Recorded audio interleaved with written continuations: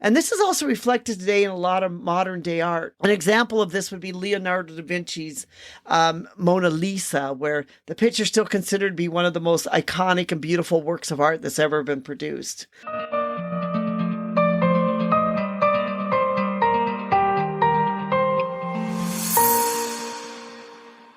Hi, this is Anita from 5 Minutes with Art. Today we want to talk about what humanistic or the humanism means in Renaissance art. So the humanism in Renaissance art is the idea that an individual should be celebrated, respected, and honored. And humanism was a central philosophy and artistic ideology during the Renaissance that sought to emphasize human accomplishments rather than divine or supernatural forces. So in other words, Renaissance, as we know, was a time of reawakening. So also part of the reawakening was the idea about, human beings being important, being celebrated, being respected, being honored. So humanism held that humans were capable of understanding of outstanding achievements and creativity. And it championed the individual's ability to think, feel, and act independently. So this really was a shift or a change, from the time before, that this was this whole shift that was taking place during the Renaissance era. And you can see this in some of the artists. And I'd like to talk about, briefly some of the artwork and the artists where I feel like you can really see it. One of them, of course, is Leonardo da Vinci. And in particular, Leonardo da Vinci's painting of the Last Supper.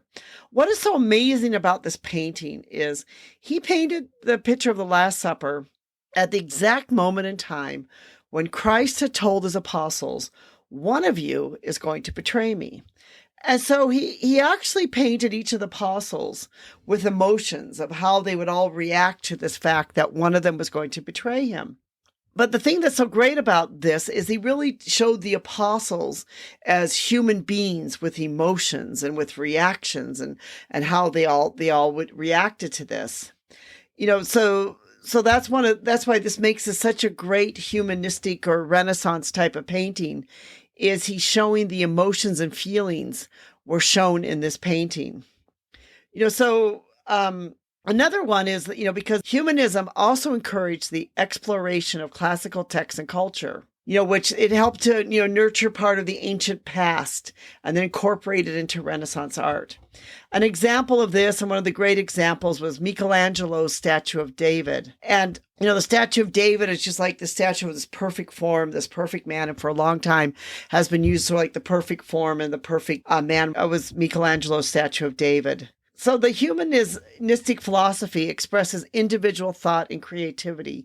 So it's really where there was this empowering of the individual that was taking place, where the individual was now empowered to think and to act and to feel independently, that they were, that people were looked upon as having these great creative abilities to be able to also to explore ideas of beauty, love, nature, and aspects of life that traditional religious beliefs could not explain. So this really was a shift that was taking place in art at the time, because humanism art encouraged self-expressionism. Encouraged a sense of self-expressionism as artists sought to explore more personal topics to comment on their own lives and experiences. Humanism and Renaissance art provide an opportunity for exploration and expressionism that had not been seen before. So all of this was taking place. All of this was sort of shaping that they were beginning to feel this sort of like this new awakening was taking place about, human beings and the capability of human beings and how human beings will be creative and humanism also shaped views of beauty in life and how we viewed beauty in life.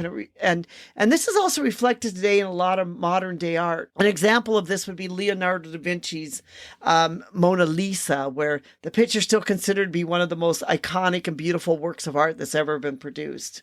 So humanism art is actually something which has affected us in how we view art today, that these Renaissance artists started in on this, and still today we look at humanism within art. It continues to be an essential aspect of Renaissance art and art that's being produced today, of how we see our creative selves and see ourselves as individuals.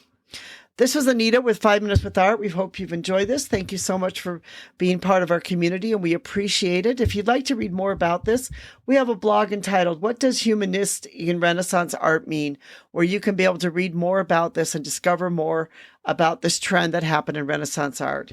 We'd like to thank those who helped put this together, our team, especially Rico, and like to thank you, our listener, for being part of our community.